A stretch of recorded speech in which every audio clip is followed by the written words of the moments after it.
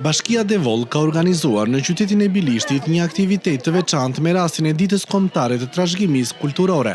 Ngjarja mblodhi së bashku nxënësit e shkollave nga njësitë administrative të zonës, të cilët sollën para publikut një pasuri të gjallë traditash dhe zakonesh. Në tryezat përgjatë pedonale su prezantuan gatime tradicionale të trevës, vegla të vjetra bujqësore dhe shtëpiake, punime artizanale, fotografi historike, si dhe instrumente muzikore që kanë shoqëruar jetën e përditshme ndër vite.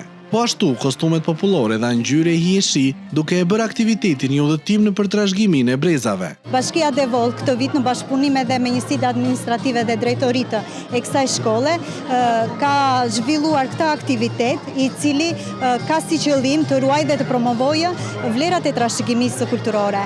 Zona e Devollit është një zonë e pasur me këto vlera etnologjike, folklorike, në lidhje me festat, dasmat, të gjitha pjesët e jetës tonës së shkuar, ku nxënësit e të rinj të kanë për qëllim jo vetëm të zbulojnë rënjët e tyre, por janë edhe mbartës të këtyre vlerave që na identifikojnë si individë, si komunitet, por edhe si kom. Atmosfera u gjallërua edhe me këngë valle të interpretuara nga nxënësit dhe grupet artistike, të cilat përcollën krenarinë dhe dashurinë për kulturën e krajinës të Devollit. Devolli është një vend ku ka resurse vërtet me vlerë në të gjitha planet, sidomos unë flasë për pjesën e folklorit.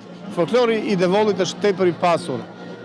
Devolli ka vallet lirike, sidomos vallet e vajzave, po përmendim disa për tyre, vallen e Berace, vallen e Sufarapit, vallen e Ardhare, Djalka në Dyqan, 25 Gërsheta dhe shumë të tjera.